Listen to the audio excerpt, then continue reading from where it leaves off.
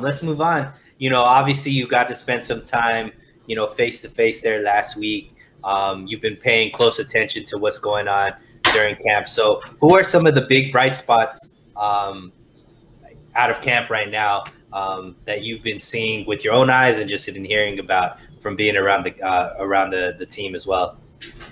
Yeah, so I'm going to stay away from the rookies because I know we're going to talk about them in a little bit specifically. So of the non-rookies, Contavious Street had a really good day on Friday, and he was able to get in there and get a lot of reps with Javon Kinlaw's non-injury, even though he was missing team period.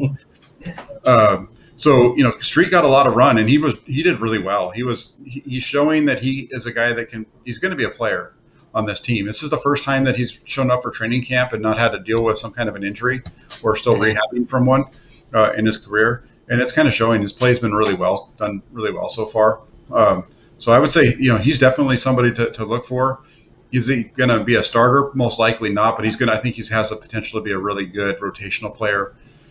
And even last year, and you go back and you look at like, for example, the Rams game, that second Rams game down in Los Angeles, Javon Kinlaw started, but he only played 21 snaps in that game to like 40 for Contavious Street. So they liked him even last year as he was getting healthy, and he played the majority of his snaps were in the last 6 weeks of the season. I think he played 200 of his 381 snaps over the last 6 weeks. Part of that was obviously an injury to Kinlaw when he got injured in Dallas there and then missed the last 2 games. But still, he played quite a bit. I think he's a guy they're looking to really show up this season and be a really strong interior role player for them. Pinor wants to know any updates on Richie James Jr. How's he looked? Yeah, he at least he hasn't looked all that great. On Friday he didn't catch a pass that I remember. And he was wide open running across the middle and dropped a ball from Trey Lance. There's just too much heat on it. And, Lance throws that ball pretty hard. And it wasn't one of those that hit him in the chest, but it was just a little in front of him and higher. But he should have been able to – and he got both hands squarely on the ball, and the ball just flew through his hands. So that was an incompletion. So he hasn't really showed up very much as of yet. But going back to that Trey Lance and his arm, I mean, there was one where he threw a curl to – he looked off to his right, worked back to his left, and threw a curl to Deebo Samuel, hit him right between the numbers. And I think he was trying to throw the ball through him. The ball actually hit Deebo in the hands and bounced off. He had to double catch it.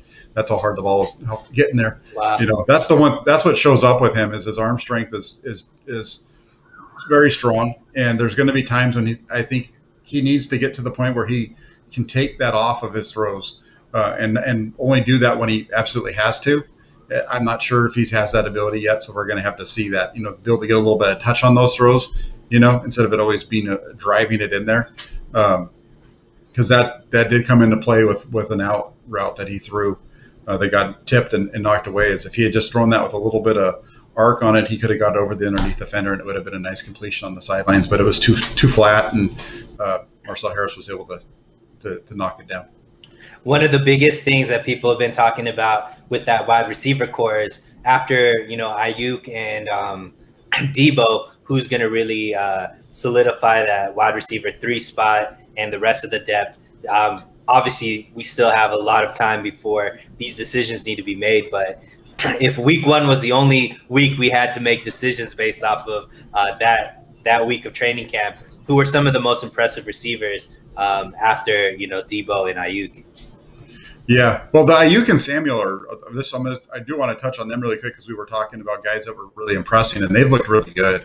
They've really shown, they've really done a really good job. Some of it could be the fact that they're getting more deep balls from Trey Lance, quite frankly, and so they're not having to just get the ball and be the yak bros, even though we know they're capable of doing it.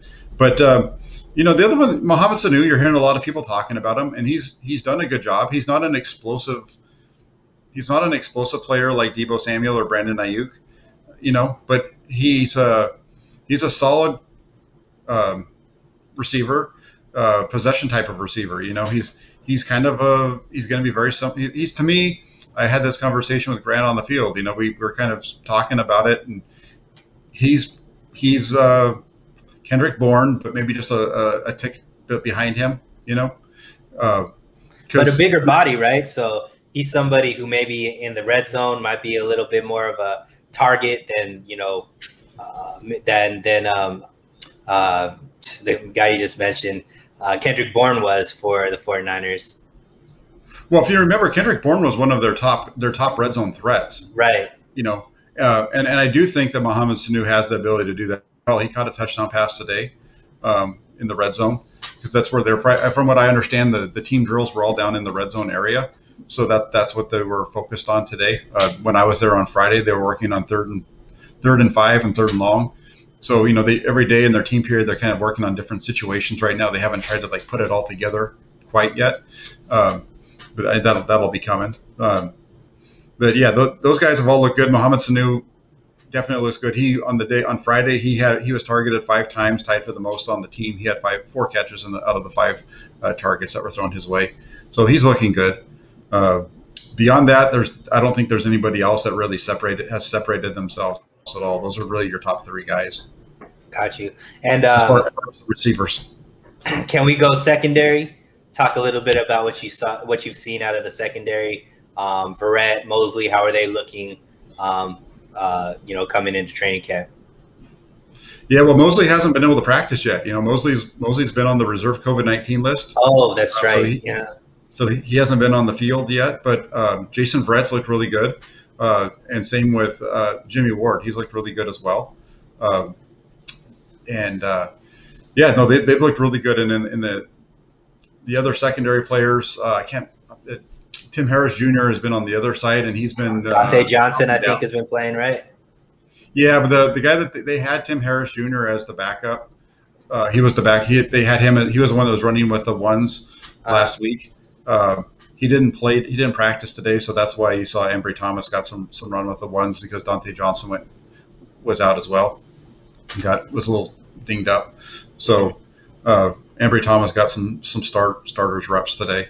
The other guy, and then there was one other one. I'm blanking on who the other safety was at the moment. I apologize. Jefferson? Oh, no, not Jefferson. It's Tavon Wilson. Has been running at strong safety. Looked good. He's making plays. The secondary guys are looking real good. There was one ball, I think it was Garoppolo. He hit Mohamed Sanu on kind of an over route, and if they were in a football game, I think Jimmy Ward would have taken his head off. He did kind of poke him in the face a little bit. I mean, he was right there. He was about right. He was about, he kind of got him a little bit, even though on accident, but as he was kind of going for the ball. But if they were playing with pads on and it was an opponent, I think he probably would have been one of those highlight reel plays that you see. Beautiful. How's Kittle been looking? We haven't really seen a whole lot of George Kittle. On Friday he didn't get the ball very much. He was called for a holding on a toss sweep out to the right side. They had tossed the ball to go around the end and held the outside linebacker there and got called for it because they do have the refs there. There was a few times where he wasn't in the right spot based on the kind of the conversations. You kind of can hear the coaches and him talking at one point when I was walking behind him, and he was saying, well, this happened, so I went here instead of there, and the coach is telling, so there's things going on all the time, and we're a week into this thing. Tomorrow is when it's going to get, I think you're going to see these things really start to ramp up starting tomorrow, because tomorrow the pads go on. Right. And then is there anything you could see as far as the offensive line and that running game? Anybody's kind of standing out? Anything looking promising out of just the running game overall? Well, they're looking okay. One of the rookies had a heck of a day on Friday, but at the same time there was Wayne Gallman had a really nice run around the right end. He kind of ran something to the right side, and he did a really good job getting up behind his offensive lineman. And as soon as the hole opened up, he just exploded through. And I still get excited about watching, even though I'm supposed to be quiet. I still get excited about well executed football plays, and so I kind of made a noise. And there was a lady photographer who turned around and asked Grant and I if we were big fans of Wayne Gallman. It was quite funny. That's awesome. Panor is bringing up Grant pissing off people in the stream because he's talking down Kittle and brought up Dwelly. Yeah, I think Jack Hammer and Grant Cohn are two big conductors of the Dwelly train. got to get on board. That guy Frost is the boss. I don't know if you heard today, but according in his press conference, he talked about how he's bigger, stronger, and faster. He said it about 5 times. So you got to believe him. But no, it's George Kittle's going to be George Kittle. We're early on here, and things are going to change as camp goes through. He's going to be fine. I think Ross Dwelly's going to, he's going to improve. I think he's in a contract year, and things are going to get interesting for him after this one as far as his contract and stuff goes. So you might have a really good chance of him coming out and being the best that we've seen of him so far in terms of Beautiful. Roster. It's Overreaction Monday, so we could go with it. Dwelly's going to be the starter, is what Jack Hammer is saying. Kittle's going to move to tight end too. Real quick before you jump onto the rookies, we didn't talk about the pass rush. Please. We didn't talk about that, and I think that has to be talked about because the defensive linemen, those guys, they really dominated practice on Friday. They did a tremendous job of shutting down the run. You had, again, Kentavious Street was the one I mentioned before. He had a nice play where he got through Laken Tomlinson and would have had a tackle in the backfield if they had pads on. DJ Jones on the first play of team period did a great job of getting through between Daniel Brunskill and Alex Mack. I'm not sure which one missed their block there, but he was able to bounce a run out wide that strung it out for no gain. So those guys looked really good. And the pass rush overall, considering there was no Nick Bosa and no D Ford on that day, they were really doing a good job of pressuring the quarterbacks. I think that's part of the reason why their numbers weren't all that great on Friday specifically. And Samson Ebecom is a guy who I think we need to keep an eye on. I think he's going to be helped out quite a bit by the fact that he's only playing defensive end with the 49ers instead of switching back and forth between linebacker and defensive end like he did with LA. Who was the other guy on the edge? Obviously, Ebecom was on one side. Who did they play on the other side of him on the edge?